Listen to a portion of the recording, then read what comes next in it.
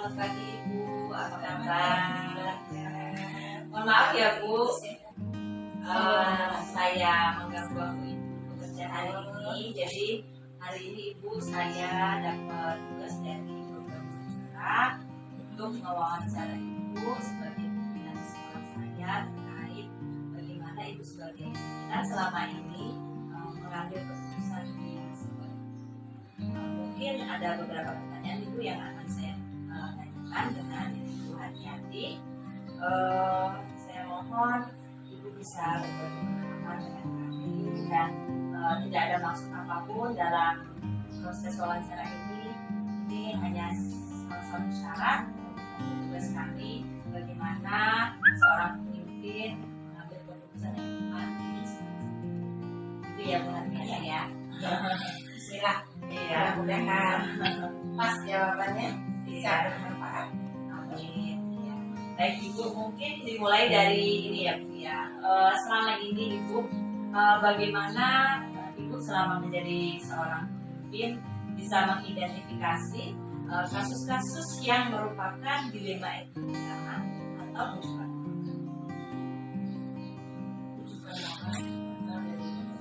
Kalau di sekolah kita ada beberapa yang perlu kita pikirkan, yang pertama kesesuaian dengan siswa, dengan guru, dengan orang tua, dan lingkungan sekolah. Ya, jika kita memiliki kasus yang berhubungan dengan pendidikan kita, maka kita harus mengambil kebijakan kerjasama.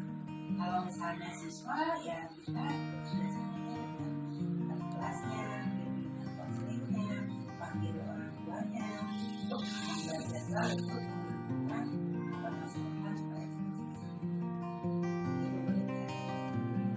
Oke, terima kasih Ibu. Berarti kalau yang saya bisa pahami ya Bu ya, bahwa Ibu bisa mengidentifikasi dari informasi mungkin ya Bu ya, dari organisasinya, dari orang tuanya, berkaitan dengan siswa, kemudian Ibu bisa buatkan jadwal, mungkin dari sana ya bisa identifikasi ya Bu ya. Iya, iya, oke baik Ibu, terima kasih. Untuk yang pertanyaan selanjutnya Ibu, kira-kira Ibu bagaimana Ibu menjalankan pengambilan keputusan di sekolah Ibu, terutama untuk kasus-kasus di mana ada dua kepentingan yang sama-sama benar tuh Bu, atau sama-sama mengandung nilai kepentingan. Jadi sebagai seorang pemimpin di satu sisi benar, di sisi yang lain juga benar. Bagaimana Ibu melihat ya?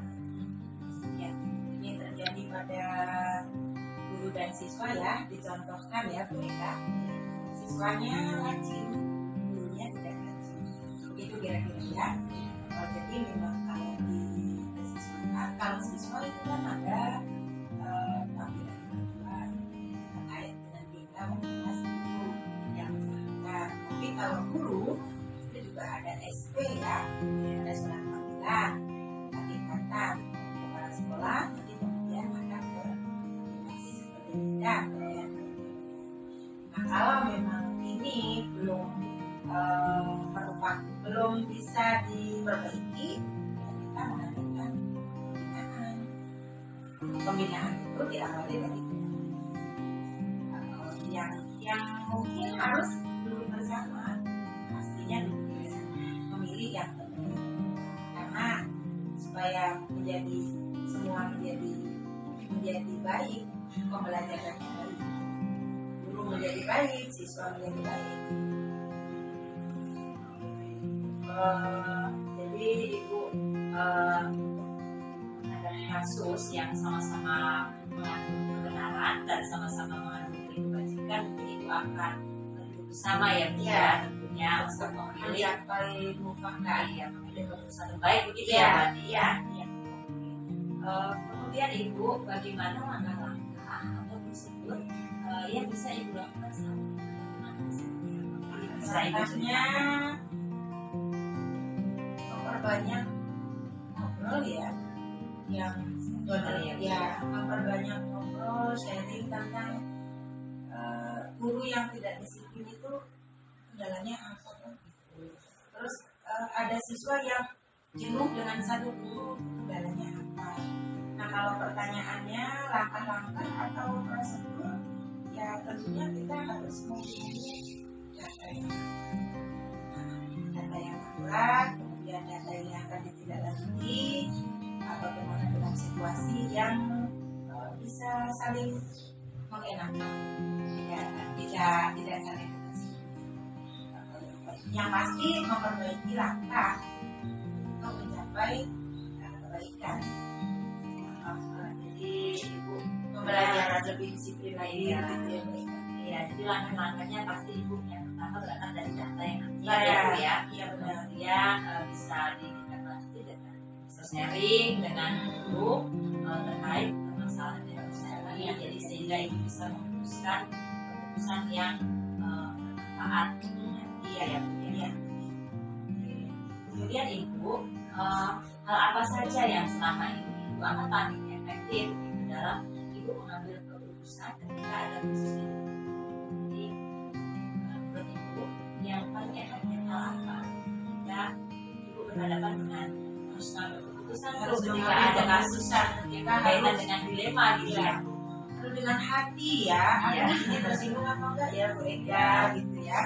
Pastinya menata emosi ya, menata perasaan supaya kita tetap menjaga langkah, tidak emosional, tidak arogan, tidak ketersinggungan itu karena individu itu kan berbeda, rasa keadilan juga berbeda, kebenaran itu akan ada pada setiap hati kita masing-masing, dan kita apa yang kita sampaikan belum tentu dirasa itu benar gitu ya. Jadi ya yang pertama kita pendampingan, yang kedua kita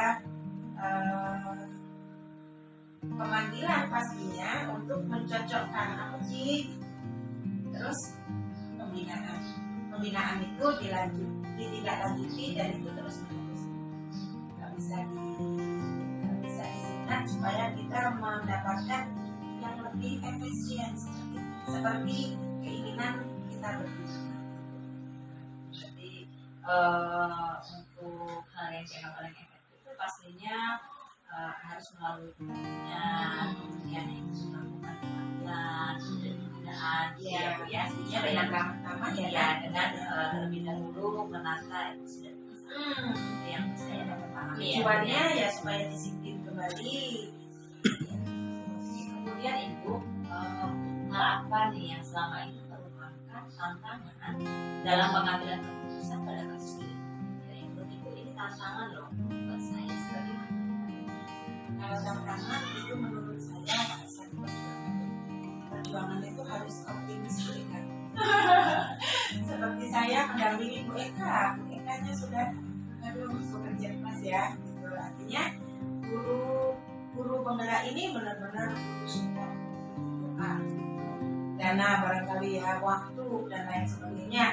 Terus meninggalkan kelas, menitipkan tugas ke guru, tapi tetap akan kembali menjadi ke kelas, bermanfaat untuk sekolah, bermanfaat untuk semua. Dan ini benar-benar kepala sekolah ya yang harus memberi rasa tantangan, yang mengambil keputusan yang indah barangkali ya, keputusan yang dengan etika gitu. Menurut saya ya tetap optimis Bu Eka dan tidak berlebihan untuk memberikan maksudnya jangan meninggalkan kelas terus, jangan ditinggalkan anak terus, jangan terus gimana beritanya gitu kan. Akhirnya itu apa ya Bu, supaya sama-sama mengendalikan pengertian yang mendalam gimana Bu Eka. jadi yang bisa saya pahami ya Bu ya, bahwa itu Tetap semangat. ya tantangannya dalam pengambilan keputusan pasti bertentangan dengan yang satu tugas, yang satu kewajiban gitu, yang satu Iya. saya sudah mengizinkan tapi ini ada tugas gitu ya. Kok ya jauh, Iya. anak pengen gitu. Jadi intinya saling pengertian Saling ya, dan pengertian. sama-sama optimis bekerja sama. ya, untuk kembali ke sekolah. Iya, benar-benar. Kemudian ibu, apakah ibu selama ini memiliki sebuah tata cara atau jadwal dalam sebuah penyelesaian kasus ini. Kemudian misalnya begini, apabila ibunya jadwal, maka kasus itu langsung diselesaikan di tempat. Apabila ibu ketemu dengan satu kasus yang harus melibatkan ibu mengambil keputusan, kemudian ibu buatkan jadwal untuk menyelesaikannya, kemudian membuat prosedurnya seperti apa.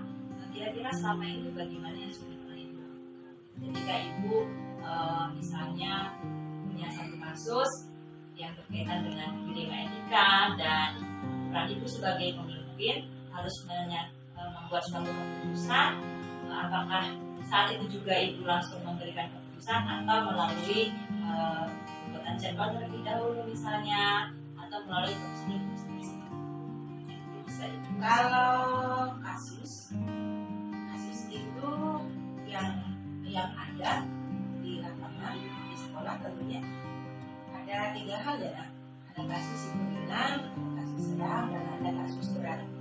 Jadi kalau kasus ringan, misalnya nih ada siswa yang kehilangan alat tulis, bisa diselesaikan segera ya secepatnya gitu.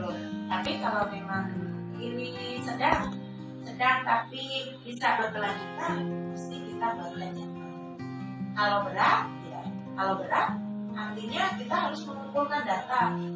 Seperti yang Ibu jelaskan di awal, kita harus mengumpulkan data, kita harus observasi, kita harus mencapai apa sih hal-hal yang kebaikan, akurat apa yang akan diselesaikan, dan pastinya itu dijadwalkan untuk menyelesaikan satu persatu sebuah permasalahan. Ya, baik. Jadi ini ya Bu ya, yang pastinya Ibu melihat dari kasus dan kejadian ya. Apabila itu ringan, mungkin akan Ibu selesaikan pada saat itu juga. Iya. Tapi apabila itu sedang, mungkin akan dijadwalkan. Karena ada kelanjutan. Ya, mengingat bisa terjadi lagi gitu ya Bu ya. Untuk kasus beratnya mungkin Ibu akan lebih ya memberikan data dulu, diobservasi terlebih dahulu, baru mungkin akan diputuskan. Gitu ya Bu ya. Oke. Untuk selanjutnya Ibu, selama ini Ibu sebagai seorang pemimpin, adakah seseorang, mungkin bisa anak Ibu, bisa guru, bisa anggota keluarga, bisa rekan sejawat, atau faktor-faktor yang bisa mempermudah Ibu dalam mengambil keputusan dalam kasus yang selama ini berkaitan dengan Ibu? Ya. Kalau rekan pasti ya Bu Eka, pastinya seperti Ibu Eka. Eka ini salah satu rekan Ibu, yang bisa Ibu berikan contoh ke guru lain, kiat-kiatnya berjuang menjadi guru penggerak. Ini yang nyata ya, itu maksudnya. Rekan kemudian rekan yang lain ya partner ya, nah, di mana kasus itu terjadi. Misalnya akan mempertimbangkan Bu Eka tahun depan akan diberi tambahan jabatan ya. Kira-kira bagaimana, berat atau mampu atau tidak, atau bisa menjalankan. Ini benar-benar butuh rekan untuk sharing ya. Ibu tidak bisa menentukan kamu harus A gitu, nggak etis ya di dalam etika ya. Banyak hal kalau dengan komite, dengan orang tua, dengan pasti ada orang-orang yang harus membantu ibu. Ya, kalau misalnya itu perlu berat, nggak bisa berpikir sendiri dan guru juga belum marah, ya kan ibu punya pengawas pembinaan, ya, bisa ke kepala dinas, bisa ke bagian kepegawaian, ya sesuai dengan apa yang kita harapkan, jadi kebaikan bersama. Ya. Oke, Ibu, saya bisa pahami Bu ya, bahwa Ibu tentunya memiliki rekan-rekan atau yang bisa membantu Ibu dalam keputusan, sharing, untuk mempertimbangkan keputusan yang mana yang tepat yang harus saya ambil, gitu ya Bu ya, yang saya pahami. Dan itu bisa dari guru, bisa dari komite, bisa dari pengawas. Oke, untuk yang terakhir Ibu, dari yang sudah kita bicarakan dari awal Bu ya, dari semua yang telah disampaikan, kira-kira pembelajaran yang bisa Ibu ambil dari pengalaman Ibu dalam mengambil keputusan di DKMP itu seperti apa? Catatan yang bisa Ibu sampaikan dari beberapa pertanyaan atau sharing kita hari ini adalah pasti kepala sekolah itu mengetahui tentang guru dan pegawainya. Yang pertama, kedisiplinan kerja, kejujuran, mencintai pekerjaan, ketulus ikhlasan, kesetiaan, dan terbukti dalam kebenaran. Jadi apa yang diniatkan, apa yang dikerjakan, apa yang perjuangkan itu benar-benar mencapai kesuksesan. Nah, itulah benar bahwa seorang mereka dengan memberikan motivasi kepada guru lain itu akan dampaknya lebih bagus, lebih positif. Oh, kelasnya harus dirubah menjadi seperti ini supaya anak lebih senang, supaya belajarnya lebih menyenangkan, betah, mendapatkan hal yang terbaik. Baru yang bisa boleh ditambahin nanti ya, kalau maksudnya di dalam pembelajaran memang kan bisa kita meningkatkan, atau seorang ibu secara pribadi bisa menjunjung tinggi nilai-nilai karakter ya, nilai-nilai karakter profesi, kelompok di dalam komitmen atau konsekuensi yang sebelumnya telah disepakati bersama. Oke, baik Ibu. Kalau saya tarik kesimpulan ya, intinya bahwa Ibu yang bisa Ibu petik dari pengalaman Ibu, pastinya Ibu mengetahui bagaimana kedisiplinan kerja seluruh waktu sekolah gitu ya, biar kemudian bagaimana kebenaran yang harus Ibu dapatkan, kemudian bagaimana karakter, konsekuensi kebenaran yang harus Karena kepribadiannya berbeda ya kan? yang bisa ada di sekolah. Terima kasih banyak Ibu untuk wawancara hari ini. Mudah-mudahan ya yang Ibu sampaikan bisa saya ambil pelajaran, bisa saya ambil dengan baik. Mana yang harus saya buat ketika bagaimana seorang pemimpin harus ya. Mungkin itu saja Ibu wawancara saya hari ini. Terima kasih banyak atas waktunya. Mohon maaf saya sudah mengganggu kerja Ibu. Terima kasih Bu Eka, mudah-mudahan bermanfaat. Iya, amin. Semangat terus, sukses terus.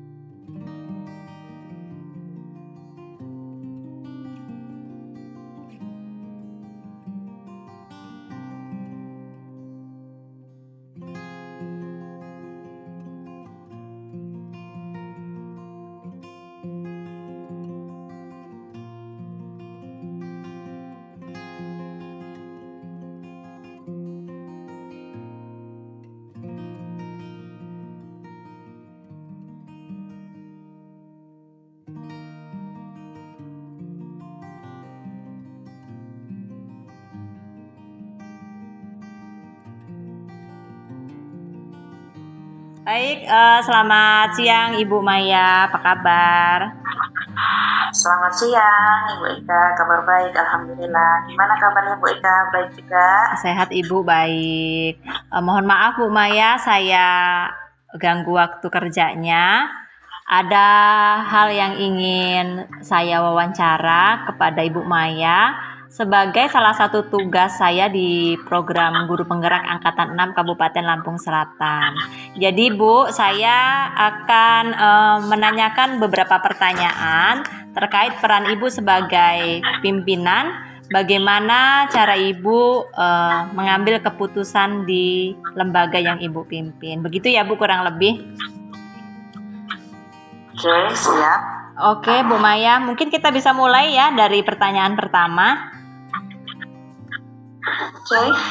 Jadi selama ini Bu, bagaimana Ibu dapat mengidentifikasi kasus-kasus yang merupakan kasus dilema etika atau bujukan moral? Oke. Terima kasih pertanyaannya Bu Ika. Saya mencoba menjawab. Jadi saya dapat mengidentifikasi kasus-kasus yang merupakan dilema etika atau bujukan moral di sekolah atau lembaga kami adalah dengan dari pengalaman bekerja selama ini di institusi pendidikan ini. Jadi saya mengetahui bahwa dilema etika itu jelas merupakan tantangan yang sangat berat dari waktu ke waktu selama pengabdian di sekolah ini. Saya harus menghadapi situasi dilema etika ini dan nilai-nilai kebajikan mendasar yang bertentangan seperti cinta dan kasih sayang, kebenaran, keadilan, kebebasan, persatuan, toleransi, tanggung jawab, dan penghargaan akan hidup. Jadi lewat pengalaman tersebut, saya bisa mengidentifikasi kasus-kasus yang berupa dilema etika atau bujukan moral yang terjadi di lingkungan sekolah. Itu. Oke, berarti Ibu bisa mengidentifikasi apakah kasus tersebut merupakan dilema etika atau bujukan moral berdasarkan pengalaman Ibu, begitu ya Bu ya, yang bisa saya tangkap ya Bu? Ya. Oke, untuk pertanyaan kedua Ibu Maya, selama ini bagaimana Ibu menjalankan pengambilan keputusan di sekolah Ibu, terutama untuk kasus-kasus di mana ada dua kepentingan yang sama-sama benar atau sama-sama mengandung nilai kebajikan. Jadi pengambilan keputusan itu tidak boleh serta-merta diputuskan ya Bu Eka. Jadi kita harus tahu dulu, harus mendalami dulu, mengidentifikasi dulu bagaimana kasus-kasus itu bisa terjadi. Misalnya saya harus tahu dulu nih bagaimana mengenali nilai-nilai yang saling bertentangan. Saya harus tahu dulu apa dan apa kasusnya. Gitu. Kemudian saya harus tahu nih, saya juga harus bisa menentukan siapa yang terlibat dalam situasi ini. Jadi kalau saya sudah tahu siapa yang terlibat dalam situasi ini, saya bisa memutuskan langkah apa yang akan segera saya ambil untuk menyelesaikan masalah ini. Kemudian setelah itu, saya harus juga mengumpulkan fakta-fakta. Kalau saya tidak, keputusan yang salah dan tidak berimbang. Kemudian setelah saya tahu fakta-faktanya, saya harus menguji kembali fakta-fakta ini benar apa salah. Setelah saya uji benar apa salah, kemudian saya baru melakukan pengambilan keputusan. Gitu. Oke, terus bagaimana Ibu menjalankan keputusan itu di sekolah Ibu? Jadi keputusan itu tadi kan saya sudah identifikasi, kemudian saya cari fakta-faktanya. Jadi saya mengambil keputusan itu berdasarkan uji fakta, kemudian yang jelas keputusan itu harus berimbang. Oke, baik. Tidak boleh merugikan satu sama lain. Oke, Ibu, berarti yang saya dapat tangkap ya Bu ya, pastinya Ibu tidak begitu saja memutuskan segala sesuatu atau penyelesaian kasus ya Bu ya. Pasti Ibu akan melihat fakta-fakta, kemudian siapa yang terlibat di dalamnya gitu ya Bu. Tentunya mungkin dalam Ibu menjalankan keputusan itu ada dasar begitu ya Bu ya. Ya. Oke, untuk yang ketiga Ibu, pertanyaannya, kira-kira Ibu langkah-langkah atau prosedur seperti apa yang biasa Ibu lakukan selama ini? Langkah-langkahnya gitu. Jadi langkah-langkah yang biasa saya lakukan adalah yang pertama, uji legal. Uji legal ini penting. Kita lihat apakah ada aspek pelanggaran hukum atau tidak dalam situasi yang terjadi pada saat itu. Kemudian uji regulasi. Uji regulasi ini penting juga. Jadi bila situasi yang dihadapi adalah dilematika dan tidak ada aspek pelanggaran, maka dari uji tersebut kita bisa menentukan apakah ada pelanggaran peraturan atau tidak di dalamnya. Kemudian uji intuisi. Ini kadang uji intuisi kadang lebih penting dari yang lain ya Bu ya. Karena saya sebagai pemimpin dan kemudian saya ini adalah perempuan, itu intuisi itu kan menjadi hal yang menentukan karena perasaan yang kita pakai pada uji intuisi. Uji publikasi mungkin tidak saya lakukan. Jadi uji itu tetap dilakukan, kemudian setelah itu pengambilan keputusan. Berarti Ibu sudah mungkin beberapa lah dari 9 langkah pengambilan keputusan ya. Untuk pertanyaan berikutnya Ibu, kira-kira Bu, hal apa saja nih yang selama ini Ibu anggap efektif dalam pengambilan keputusan pada kasus dilema etika? Pada kasus dilema etika ini yang paling efektif adalah mungkin bukan pemanggilan ya, apa namanya ya? Kalau berhadapan itu apa namanya Bu Eka? Sharing ya. Sharing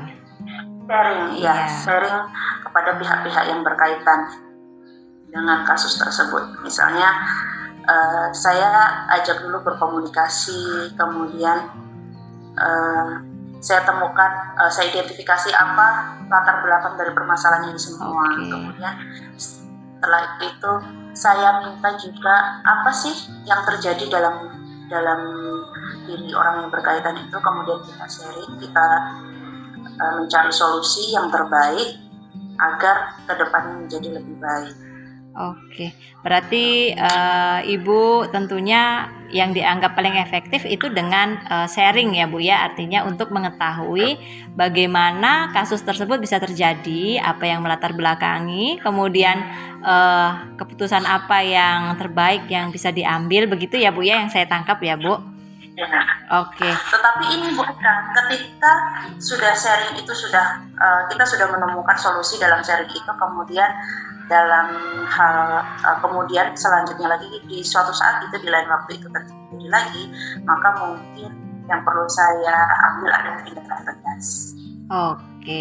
Baik Bu Maya. Kemudian Ibu, pertanyaan yang kelima ya Bu ya, kira-kira Bu, hal-hal apa saja nih yang selama ini merupakan tantangan gitu dalam pengambilan keputusan pada kasus dilema etika? Yang menurut Ibu itu tantangan itu apa gitu Kak saat Ibu mengambil keputusan? Ini yang sering terjadi di saya gitu, khususnya saya adalah perempuan gitu. Dalam kasus dilema etika itu sebagai perempuan itu pasti saya mengedepankan dengan perasaan. Ya kan, beda. Jadi seorang perempuan dan pemimpin itu tidak bisa lepas mengandalkan perasaan. Ketika misalnya seperti yang saya hadapi adalah ada seorang staf saya, itu dia dari jauh, kemudian dia bekerja sini, dia dari jauh, dari keluarga yang jauh, kemudian keluarganya di lain provinsi dan dia bekerja di sini, dan dia merupakan pegawai yang sering izin, itu maksud saya. Ini kan adalah dilematis untuk kita ya sebagai perempuan. Kita mengizinkan terus itu salah, tidak mengizinkan juga ada hak dia untuk izin. Jadi itu adalah sangat dilema sekali. Kemudian bagaimana saya menghadapi ini? Kemudian apa yang menjadi tantangan saya? Yang jelas saya tidak bisa serta-merta untuk melakukan tindakan tegas terhadap ini, tetapi harus melalui proses yang panjang. Yang pertama sudah saya tegaskan tadi adalah sharing, kemudian saya harus mencari tahu dulu latar belakang permasalahan ini, dan saya harus mengobrol dari hati ke hati apa yang menjadi solusi untuk saya ini. Dan ketika ini terjadi lagi, yang jelas saya akan melakukan tindakan tegas. Oke, baik Bu Maya. Berarti tantangan terberat dari Ibu itu antara kepatuhan dan aturan dan kasih sayang ya Bu ya. Begitu artinya bagaimana kita menjadi wanita mengedepankan pasti perasaan gitu ketika kita ada di posisi sebagai seorang pemimpin. Itulah tantangan terberat kita gitu. Di satu sisi kita harus menegakkan peraturan dan di satu sisi itu ada rasa kasihan gitu ya Bu ya. Itu tantangannya ya Bu Maya. Ya. Oke, untuk pertanyaan yang keenam Ibu, apakah Ibu memiliki sebuah jadwal tertentu dalam suatu penyelesaian kasus dilema etika, atau Ibu langsung menyelesaikan di tempat ketika ada kasus, atau Ibu memiliki sebuah jadwal untuk menyelesaikannya, bentuk atau prosedurnya seperti apa yang akan Ibu jalankan? Oke. Di kami dalam penyelesaian kasus tertentu di dalam sekolah itu saya sendiri ketika saya ada di sekolah, ketika tidak ada dinas luar, saya bersekolah ada di sekolah, saya di situ ketika ada kasus saya langsung menyelesaikan kasus itu, tidak serta-merta mengambil keputusan seperti yang sudah saya tegaskan, tetapi melalui investigasi dulu. Saya punya buku untuk penyelesaian setiap kasus yang terjadi di sekolah. Ada buku penyelesaian kasus untuk guru, ada juga untuk siswa. Gunanya apa? Ketika ada buku ini berarti kita ada dokumen, ya Bu. Okay. Kita ada dokumen. Misalnya si A melakukan pelanggaran, ini guru, saya akan bicara guru. Si A melakukan tidak menjalankan tugasnya selama 3 hari. Kemudian saya catat, kemudian saya ajak sharing gitu, saya ajak ngobrol apa yang menjadi masalah itu. Kemudian kita ketemukan solusi. Dan misalnya hal itu terjadi lagi, besok lagi, minggu depannya lagi. Oke, ini sudah ada catatan nih. Minggu kemarin sudah 3 kali nggak masuk, terus ini minggu ini kok sekali lagi nggak masuk. Jadi apa yang menjadi masalah? Kita sharingkan, kita temukan masalahnya. Jika masalah itu terdapat di sekolah, mungkin gurunya nggak nyaman dengan kelasnya atau bagaimana, kita carikan solusinya. Tapi yang terjadi kendala di sini Bu Rita, ketika hujan ini sekolah ini tidak ada orang. Jadi itu kan juga masalah, tetapi kita hadapi, kita selesaikan. Oke, baik. Baik Ibu Maya, saya tertarik sekali Bu dengan apa yang Ibu sampaikan bahwa di sekolah Ibu masing-masing punya buku kasus begitu ya Bu ya. Artinya semua terdokumentasi dengan baik. Kemudian berarti Ibu punya prosedur ya Bu. Prosedurnya dalam bentuk buku kasus. Jadi baik guru maupun murid punya masing-masing satu buku kasus yang semua permasalahan yang pernah terjadi itu terdokumentasi dengan baik di dalam buku itu gitu ya Bu Maya ya. Oke Bu Maya, untuk selanjutnya Ibu, kira-kira Bu, ada nggak Bu seseorang atau faktor-faktor apa nih yang selama ini mempermudah atau membantu Ibu dalam mengambil keputusan dalam kasus dilema etika? Kira-kira apakah faktor-faktor itu mungkin bisa jadi dari rekan sejawat, bisa jadi wakil Ibu, atau mungkin ada faktor lain sebagai hal yang mempermudah Ibu atau membantu Ibu dalam mengambil keputusan? Oke, dalam kasus ini yang jelas di dalam lembaga GAN ini kan ada guru, kemudian ada siswa. Yang membantu saya ketika kasus itu terjadi dengan guru, mungkin yang pertama adalah yang berkaitan dengan guru. Saya punya wakil kurikulum. Jadi ketika ada masalah dengan guru mata pelajaran, mungkin bisa dikomunikasikan langsung dulu dengan wakil kurikulum, baru setelah itu ke saya. Kemudian ketika permasalahan itu terjadi di siswa, jadi siswa itu kan punya wali kelas ya, kemudian ketika wali kelas sudah tidak bisa mengatasi, istilahnya mengatasi siswa ini, wali kelasnya melapor ke guru BK. Dan sama ketika guru BK sudah tidak bisa melaksanakan, misalnya saya sudah nggak sanggup lagi nih mengendalikan anak ini nih, gitu. Jadi guru BK koordinasi dengan wakil kesiswaan. Ketika wali kelas guru BK kemudian lokal kesiswaan sudah tidak sanggup lagi, mungkin baru ke kami, saya gitu. Kita menghadapi bareng-bareng masalah ini untuk mencarikan solusi.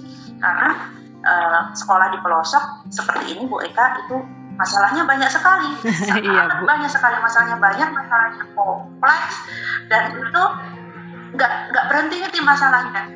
Kalau siswa ini ya, jadi siswa satu ke siswa lain, siswa satu ke siswa lain, jadi banyak sekali masalahnya. Jadi kami harus benar-benar bersinergi bagaimana masalah ini dapat teratasi, kemudian anak bisa sekolah dengan nyaman, dan anak ini yang bermasalah ini juga tidak mengganggu teman yang lain atau tidak menularkan perilakunya ke teman yang lain.